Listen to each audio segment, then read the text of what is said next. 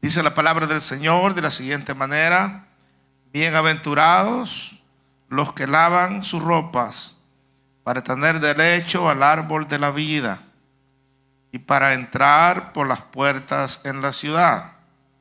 Esto de lavar la ropa es lavar nuestro corazón, nuestra alma, nuestro ser.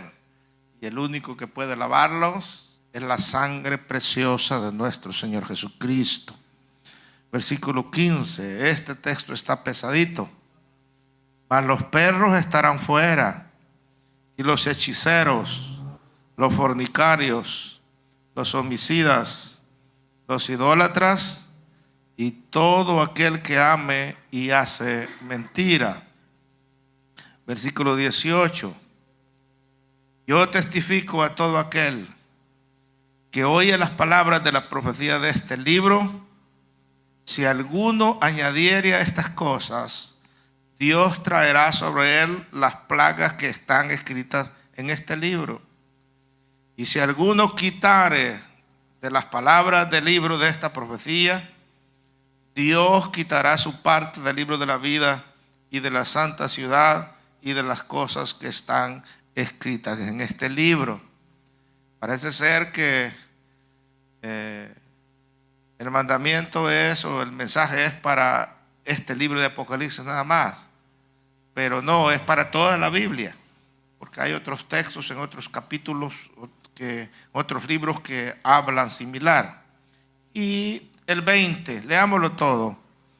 El que da testimonio de estas cosas dice, y dice el Señor: ciertamente vengo en breve. Amén. Sí, ven, Señor Jesús. Pueden sentarse. Andrea Cardona es la mujer guatemalteca que en el año 2008 escaló 10 cumbres en las montañas de Nepal. También escaló la cumbre más alta de Norteamérica, que es el monte McKinley, de 6.194 metros de altura. También escaló el monte Cho-Oyu de 8.201 metros. Y en marzo del 2010 escaló el famoso monte Everest en Nepal, con una altitud de 8.850 metros. Ella fue, porque ya una salvadoreña ya subió también, pero ella fue la primera mujer de Centroamérica en escalar el monte Everest. Este es el más alto del mundo. 3 años entrenó constantemente, aún escalando otros montes, como les mencioné, para prepararse para el Everest. La pregunta es, ¿qué la motivó? Cuando la entrevistaron, ella dijo que era realizar una meta sin importar los impedimentos.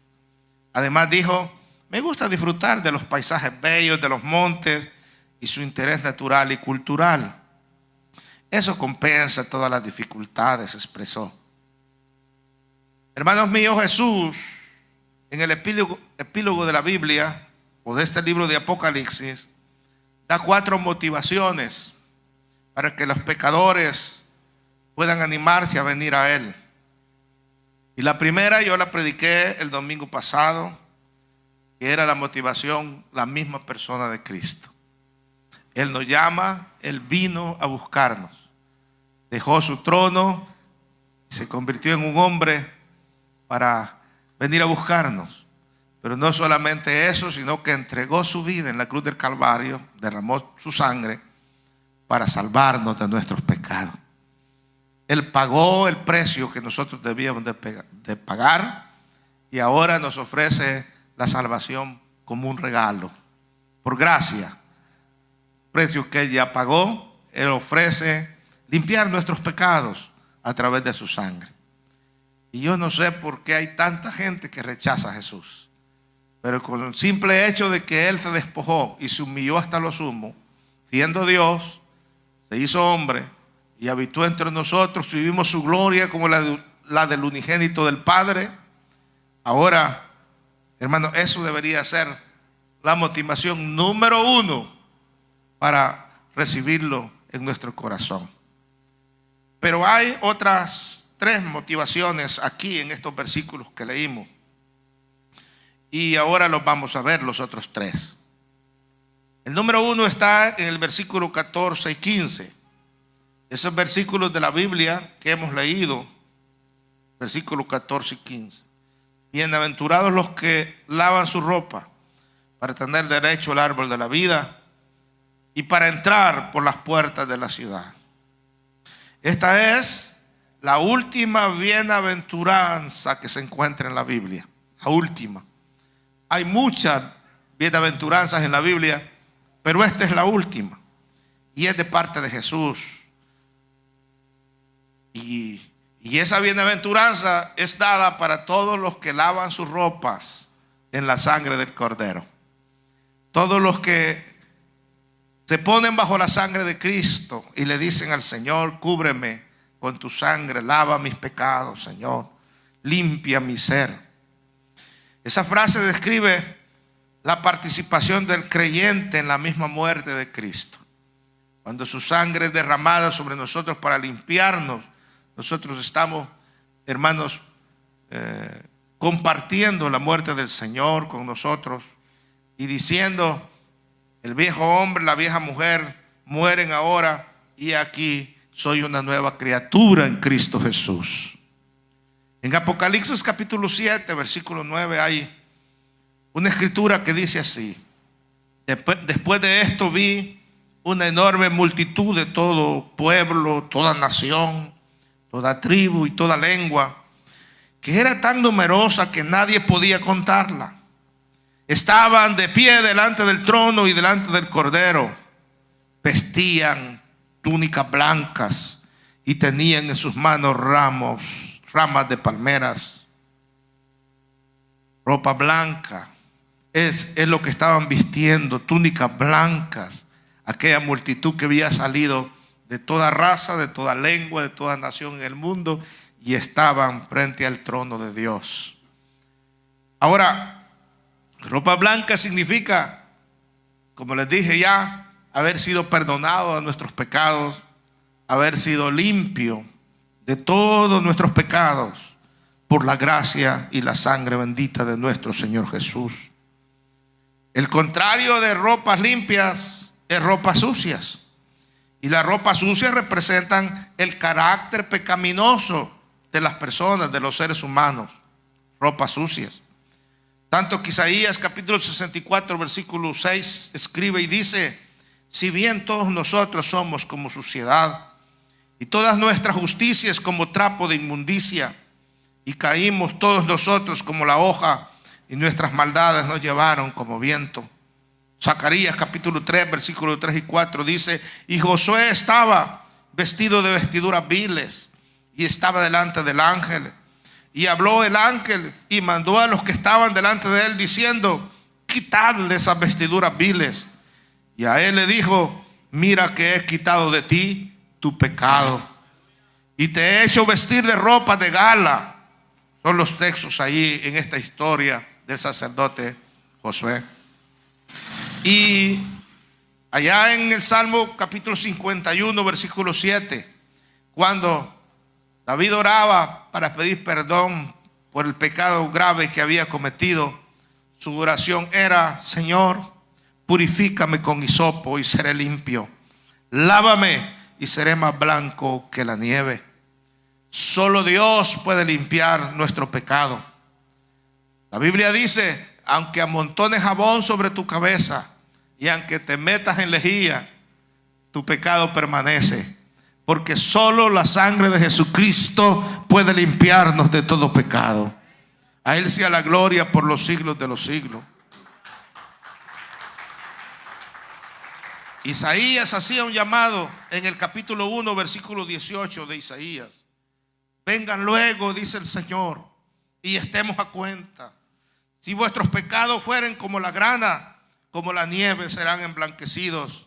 Si fueren rojos como el carmesí, vendrán a ser como blanca lana. Ese era el mensaje que Isaías predicaba a toda voz. Isaías, para su conocimiento, ha sido llamado el evangelista del Antiguo Testamento, y el libro ha sido llamado el Evangelio del Antiguo Testamento. porque su predicación estaba basado en ese nacimiento del Señor, en esa crucifixión del Señor, en ese mensaje de salvación que es el evangelio que ahora predicamos. Entonces, hermanos, si queremos ser limpios, como decía Isaías, todos nosotros, hermanos, nuestras acciones son como trapos de inmundicia, pero la sangre de Jesucristo nos limpia de todo pecado. Vengamos, atendamos a ese mensaje y solo Él podrá limpiarlos. Ahora, todo esto, hermano, se refiere a la purificación del pecado que acompaña a la salvación. Usted no lo sabía, cuando recibimos a Jesús como nuestro Salvador personal, también le pedimos perdón por nuestros pecados. Entonces Él aplica su sangre sobre nuestras vidas y nos limpia de todo pecado. Entonces el Padre, que no tiene ninguna relación con el pecado, ya no nos ve como esos pecadores impedernidos que éramos antes, sino que Él nos ve a través de la sangre de nuestro Señor Jesucristo. Fíjense ustedes que cuando uno lee la Biblia se da cuenta que el Antiguo Testamento, todos esos símbolos y esos ritos que se hacían en el Antiguo Testamento, Jesús los cumplió. Solamente pensemos en uno. ¿Se recuerdan que el sumo sacerdote entraba una vez al año con un poquito de sangre de un cordero que sacrificaba para entrar al lugar santísimo y allí expiar los pecados del pueblo? Lo que pasa es que adentro del arca había una cajita, o del tabernáculo, perdón, había una cajita que se llamaba el arca, y en esa cajita adentro estaban los 10 mandamientos, y en esa cajita adentro estaba un poquito de maná y también la vara de Aarón que floreció, y habían 2 querubines inclinados viendo hacia adentro, postrándose ahí. Cuando Dios descendía ahí sobre esa cajita como en una nube, el Shekinah. Pero el pueblo pecaba y la única forma era sacrificar un cordero, llevar un poquito de sangre, y el trabajo de ese sumo sacerdote era poner un poquito de sangre sobre la tapita del arca que se llamaba el propiciatorio. Y ahí, hermanos, cuando Dios descendía, esa sangre, veía al pueblo a través de esa sangre. El corderito llevaba el pecado de todo el mundo y el pueblo era perdonado, no era consumido. Mire qué símbolo tan tremendo. Ahora la sangre de Jesús es aplicado en cada uno de nosotros, y cuando Dios viene a nosotros y tiene un trato con nosotros, nos ve a través de la sangre de Jesucristo. Y ya no ve la pecaminosidad que hay en nosotros, sino que la sangre de Jesucristo cubre y limpia ese pecado. Bendito sea su nombre para siempre. Aleluya.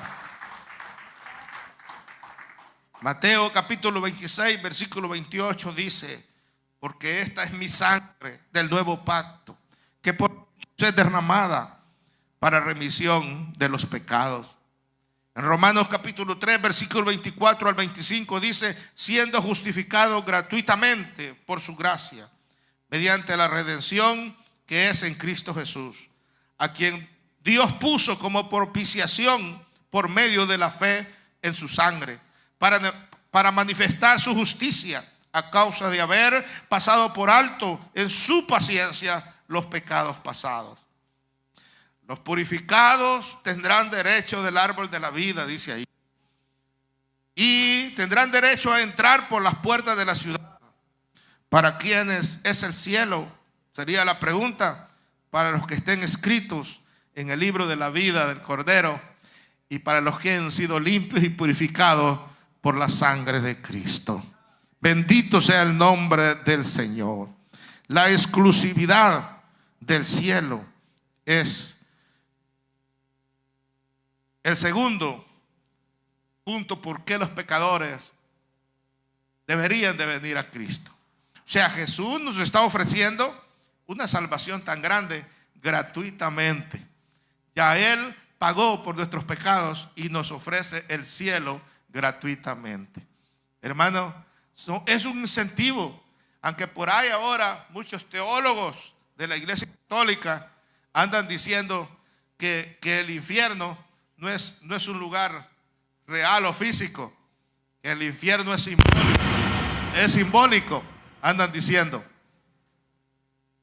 Aleluya.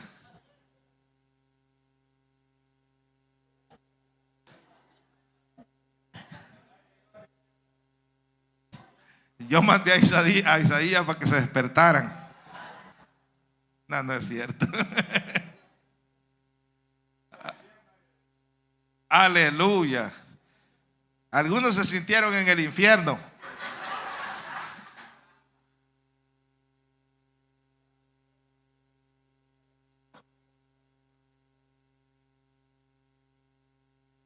Entonces, la exclusividad del cielo es el segundo. El primero fue lo que hablamos el domingo pasado, que era la misma persona de Jesús.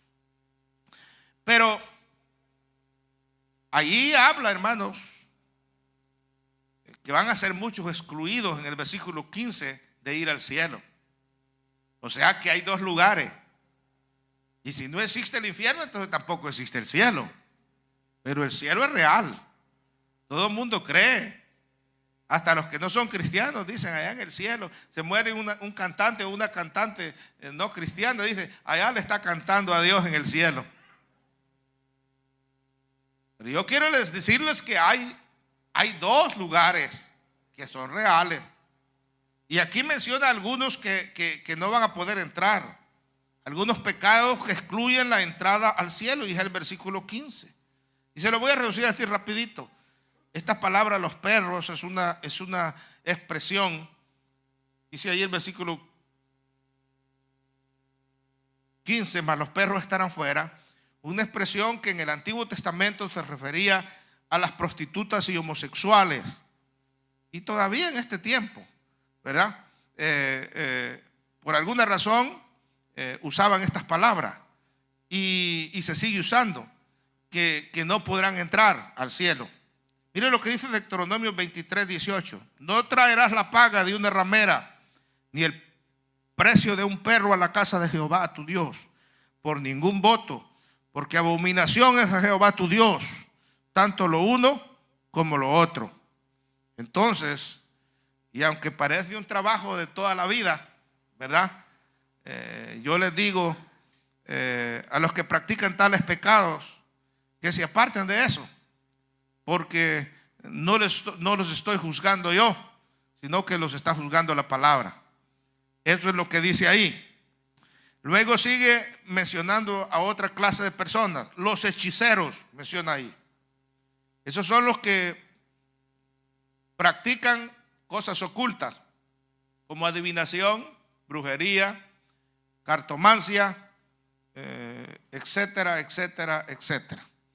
Y practican, hermanos, toda clase de ocultismo. A eso se refiere esta palabra. Todos los hechiceros, a Dios no le agrada la práctica del ocultismo. Por eso usted como cristiano, Dios lo ha sacado de ahí. Ya no vaya con los brujos, hombre.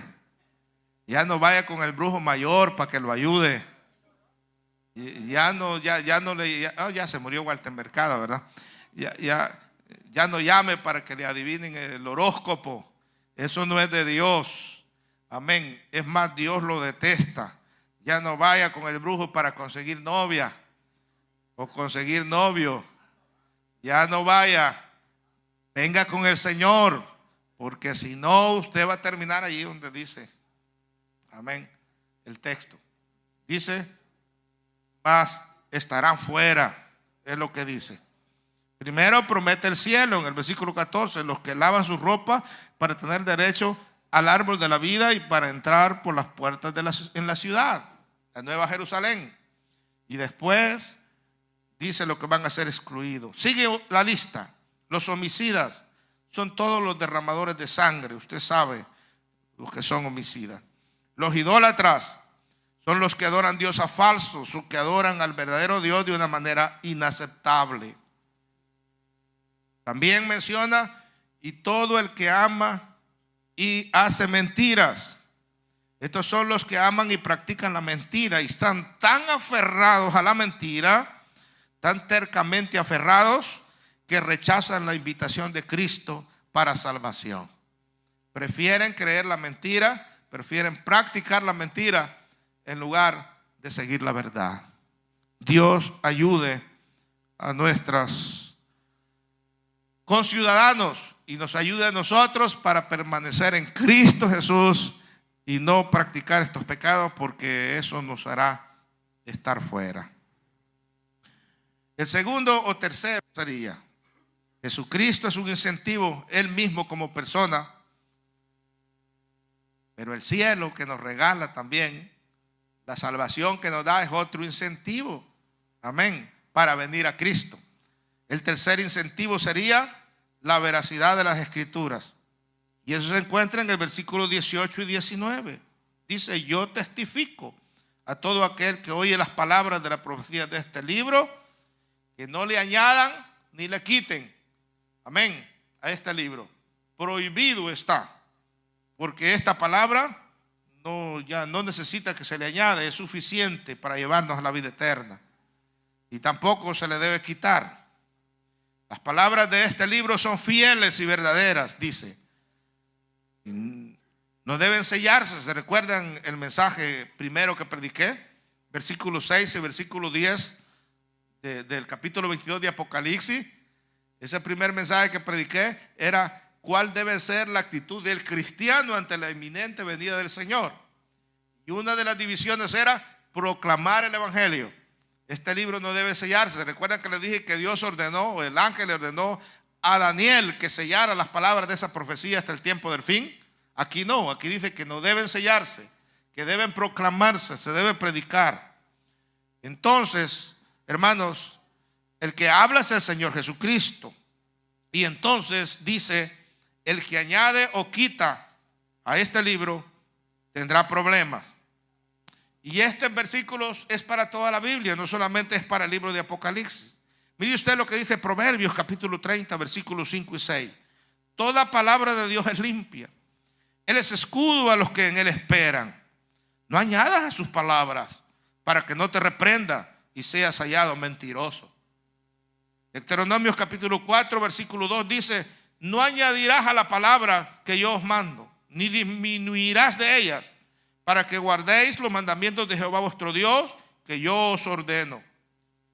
Deuteronomio 12, 32 dice: cuidarás de hacer todo lo que yo te mando, no añadirás a ello, ni de ello quitarás. Hermanos, los que amamos a Dios, tratamos la palabra de Dios con respeto, tal como lo hacía el salmista. Salmo 119, todo el Salmo 119 habla del respeto que el escritor del Salmo tenía hacia la palabra de Dios. Miren lo que dice el versículo 97 del Salmo 119: oh, cuánto amo yo tu ley, todo el día es ella mi meditación. Versículo 113: aborrezco a los hombres hipócritas, mas amo tu ley. Versículo 163: la mentira aborrezco y abomino, pero amo tu ley. Versículo 167: mi alma ha guardado tus testimonios y los he amado en gran manera. Allá en Juan capítulo 14, versículo 26, respondió Jesús y les dijo: el que me ama, mi palabra guardará, y mi Padre le amará, y vendremos a él y haremos morada con él. Mucha gente ha agregado a la palabra de Dios, como lo hizo José Smith, por ejemplo, con el libro de Mormón. Y ellos dicen, los mormones o los santos de los últimos días, como se llaman, que el libro de Mormón es el otro testamento de la Biblia. Ya no hay 2 testamentos, sino que hay 3 testamentos. Y el libro del Mormón es el más moderno. Lo ponen al nivel de la Biblia. También los montanistas en la iglesia primitiva.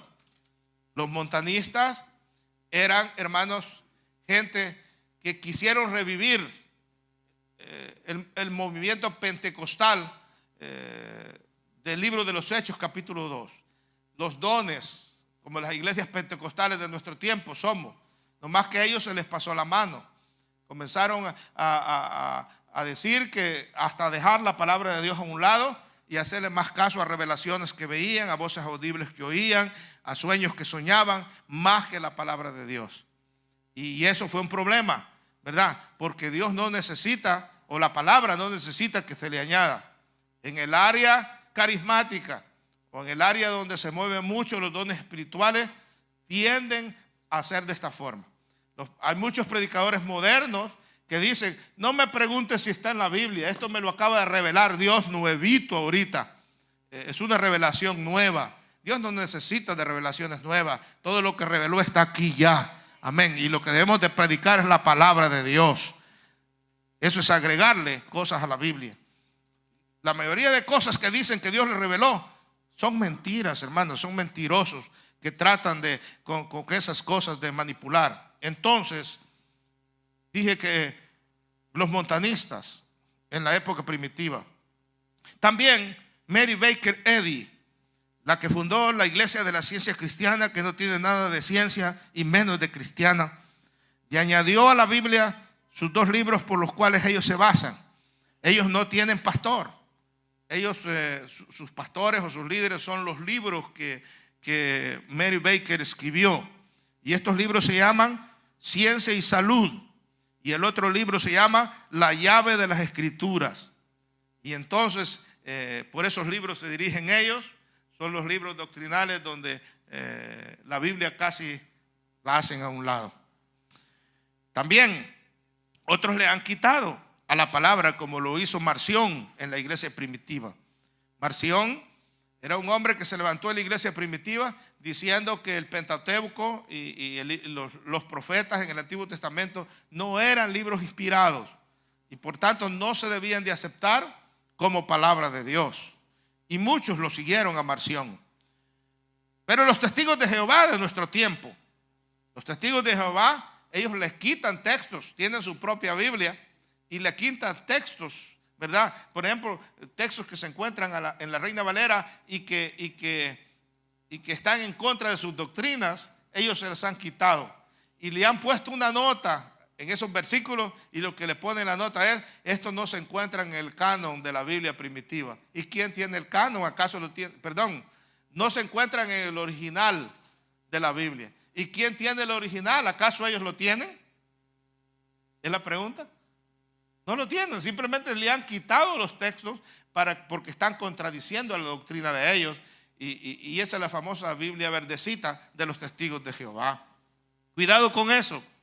También los liberales de nuestros tiempos hacen esas cosas también. Ignoran algunas escrituras de la Biblia y solamente predican lo que ellos creen que deben predicar. Pero amigos y hermanos, es algo horrible agregarle o suprimir la palabra de Dios, porque esto enturbia la palabra pura, no adulterada, como dice la Biblia. Una vez, déjeme ver si lo encuentro, porque a veces se me vienen cosas a la mente que pasaron cuando yo estaba muy joven y pretendo encontrarlos todavía. En el libro yo estaba estudiando para ser ministro, tenía 17 años y nos llevaron de nuestra iglesia a encerrarnos a una iglesia del concilio por allá, la iglesia de Tecapán, nos llevaron ahí. Y allí estuvimos encerrados por varias semanas estudiando diferentes temas, como un instituto bíblico, pero encerrado. Y el presidente del concilio era el maestro. Y nos enseñaba, y en la tarde en el culto de la iglesia practicábamos lo que aprendíamos. Por ejemplo, si estudiábamos homilética, ponían a predicar a uno de nosotros y nos calificaba en el culto de la noche. Y ahí dormíamos un rato y en la mañanita muy temprano comenzábamos los estudios. Y ya cuando estábamos terminando el estudio llegó un hombre por ahí y comenzó a decir cosas como que la Biblia se contradecía. Era de una secta diferente, ¿no? Y dice, se contradice. Por ejemplo, me puso el ejemplo. En uno de los evangelios dice que solo había un burro amarrado, el que montó Jesús, ¿no? El pollino, para la entrada triunfal a Jerusalén. Pero en el otro evangelio dice que habían 2. Y me dijo, entonces, ¿quién dice la verdad? Por poner un ejemplo, ¿no? Y cosas así. Y pues yo le expliqué, pues, es que es la visión de cada escritor del evangelio.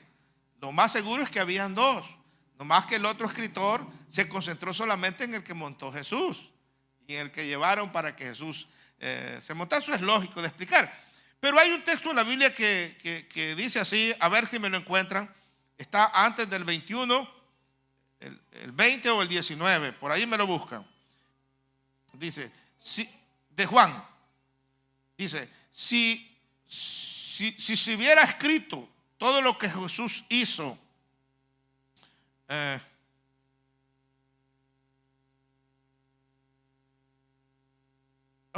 capítulo 21, versículo 25. Y hay también otras muchas cosas que hizo Jesús, las cuales si se escribieran una por una, pienso que ni aún en el mundo cabrían los libros que se habrían de escribir. Amén. Así termina diciendo Juan. Este es Juan el escritor, San Juan 20, 21, 25. Entonces yo le dije, pero váyase más para atrásito. Mire, si no encontré, todavía me recuerdo cuando tenía 17 años. Le dije, solo camínese al capítulo anterior, le dije. Ahí está la respuesta. Capítulo 20, versículo 31 también, el último versículo del capítulo. Y miren lo que dice ahí. Pero estas se han escrito para que creáis que Jesús es el Cristo, el Hijo de Dios, y para que creyendo tengáis vida en su nombre. O sea, ¿es suficiente la palabra de Dios o no es suficiente? Le pregunté. Si estas se han escrito, ¿no anda usted en busca de la salvación? ¿No anda en busca de encontrar a Jesús? Pues para esto se han escrito estas cosas. Allí dice claro, en el capítulo 20, versículo 31. Y si usted lee el 30, dice lo mismo que parecido a lo del 25 que él alegaba. Dice, hizo además Jesús muchas otras señales en presencia de sus discípulos, las cuales no están escritas en este libro. Le dije, para comenzar, el capítulo 21, versículo 25 es hiperbólica, es una hipérbole. ¿Ha estudiado usted hermenéutica? Le pregunté. ¿Ha estudiado figuras de retórica? Y me dijo, no. Entonces por eso es que es una hipérbole. No es que no cupieran en todos los libros del mundo lo que Jesús hizo, sino que es una exageración que es válida en la literatura. Se llama hipérbole. Y eso es lo que está usando Juan, una figura de retórica, le dije. Pero estas sean escritos para que creas en el Señor, amén, y creyendo en Él tengas vida en su nombre. Ahora, si ni tan siquiera sabe la escritura que está en este libro, ¿para qué quiere más? Le dije. Estudie lo que hay en este libro y profundice en él. Allá hay profundidades. Imagínense que ni sabe ni la tercera parte de la Biblia y usted quiere más. Pero su afán era contradecir la palabra de Dios. Pero no, hermano, no le agreguemos ni le quitemos, porque eso es terrible. La gente no quedará sin castigo si trata de añadir o quitar. Los verdaderos cristianos creemos en la Biblia. Los verdaderos cristianos guardamos la Biblia. Los verdaderos cristianos amamos la Biblia. Y los verdaderos cristianos obedecemos la Biblia. Es más, para nosotros los cristianos, la Biblia es la regla infalible de fe, que nos guía, que nos conduce, que nos aconseja, que nos anima y que nos lleva al Padre. Y esto es veraz. Esto debería ser un incentivo para los pecadores para venir a Cristo. No hay un libro que se pueda asemejar a este libro. Ha sido el libro más perseguido, sin embargo, más odiado, sin embargo, es el más vendido en todo el mundo.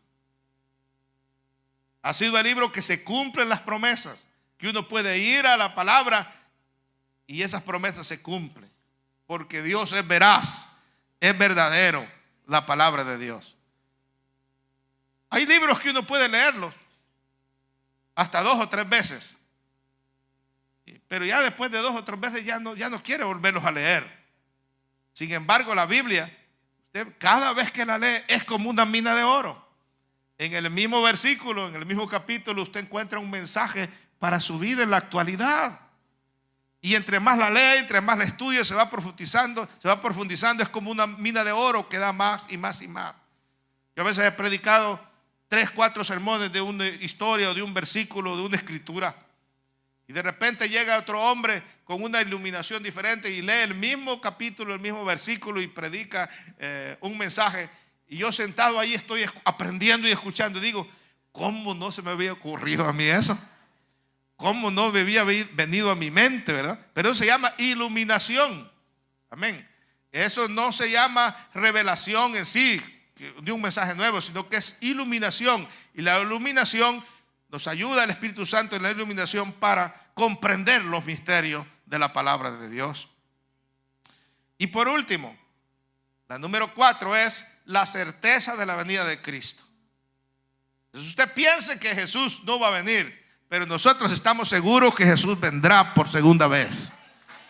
Amén. Es más, su venida está a las puertas. Él está pronto a venir.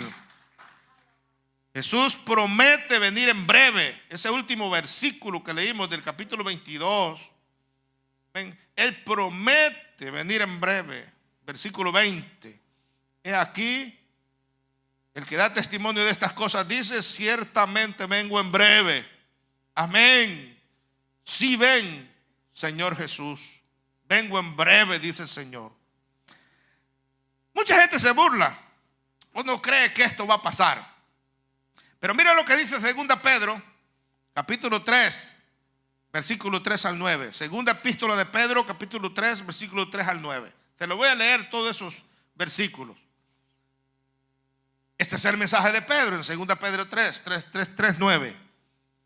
Sabiendo primero esto, hermanos míos, que en los postreros días vendrán burladores, andando según sus propias concupiscencias. ¿Qué es lo que van a predicar o qué es lo que van a decir? Dice Pedro, dirán: ¿dónde está la promesa de su advenimiento? O sea, la promesa de que va a venir por segunda vez. ¿Dónde está? Dirán, se burlarán. Si desde que yo era chico están diciendo que Cristo va a venir y nunca viene. Ya lo había escrito Pedro que eso iba a pasar. ¿Qué dirán? ¿Dónde está la promesa de su advenimiento? Porque desde el día en que los padres durmieron, todas las cosas permanecen así como desde el principio de la creación. Pedro dice: estos ignoran voluntariamente que en el tiempo antiguo fueron hechos por la palabra de Dios los cielos y también la tierra, que proviene del agua y por el agua subsiste, por lo cual el mundo de entonces pereció anegado en agua. Pero los cielos, señores, dice Pedro, y la tierra que existen ahora están reservados por la misma palabra, guardados para el fuego en el día del juicio y de la perdición de los hombres impíos. Mas, oh amados, nos dice a nosotros, no ignoréis esto, que con el Señor un día es como 1000 años y 1000 años como un día. Sin embargo, el Señor no retarda su promesa, según algunos lo tienen por tardanza. ¿Saben qué es lo que pasa? Lo que pasa es que Él es paciente para con nosotros. Él no quiere que ninguno perezca, sino que todos procedan al arrepentimiento. Más claro ni el agua, el mensaje de Pedro. Eso es lo que estamos viviendo en nuestros días con algunos burladores. Ahora, los que creemos, sin embargo, decimos amén. ¿Sabe lo que significa decir amén? Así es, así será. Amén, lo creo. Amén, sí. Quiere decir el sí. Cuando decimos amén, estamos aceptando, diciendo así sea. Amén. Amén, decimos lo que hemos creído en el Señor. Y es más, agregamos unas palabritas más. Ahí está en el texto, en el 20. Sí, ven Señor Jesús. Ven Señor Jesús. Los creyentes amamos su venida, hermano. Y Pablo dice que hay una corona reservada para todos los que amamos su venida. Quiero que les diga el texto otra vez. Ya digo texto sin traerlos aquí. Segunda de Timoteo capítulo 4. Para que se lo lleve, y con esto termino. Segunda de Timoteo capítulo 4. Es cuando Pablo ya se está despidiendo. Amén. Que va a ser sacrificado. Y él dice esta palabra, escribiéndole a Timoteo. El 4:6 dice así: Bueno, no, la que quiero darles es el 8. Por lo demás, me está guardada la corona de justicia, así le llama a él. La corona de justicia, la cual me dará el Señor juez justo en aquel día. Y no solo a mí, dice él, sino también a todos los que aman su venida. Los que aman su venida. Entonces, hermanos, nosotros que amamos su venida, creemos que Dios tiene una corona de justicia preparada para nosotros. Por eso predicamos que Cristo viene pronto. Por eso lo esperamos. Y esa veracidad de que Cristo viene debería hacerte pensar, amigo. Estamos viviendo en tiempos difíciles, en tiempos finales. Yo prediqué un mensaje hace mucho tiempo, y lo voy a volver a predicar más adelante, que eran 25 señales ya cumplidas para que el Señor regresara. Ya están cumplidas, ya no necesitan ser cumplidas. Yo mencionaba las señales. La mayoría están en el capítulo 24 de Mateo. Y ya están cumplidas. Ya el Señor está a las puertas. Lo único que está esperando es que tú te conviertas a Él, que tú seas salvo. Como decía Pedro, Él no quiere que nadie perezca. Deberías de pensarlo. Si eso no es un incentivo más para tu vida, entonces no sé qué pudiera hacer Dios. Ya dije que los creyentes amamos su venida.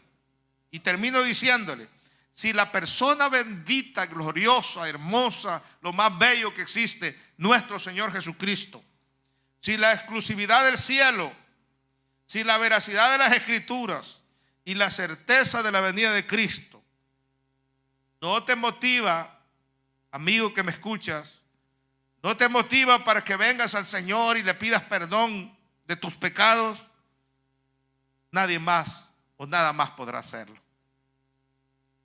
Demos de pie, por favor.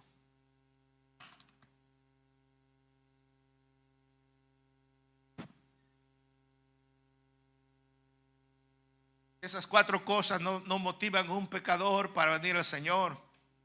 No creerán en que llueva fuego del cielo.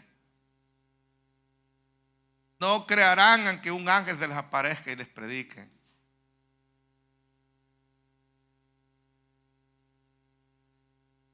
Y desgraciadamente no podrán entrar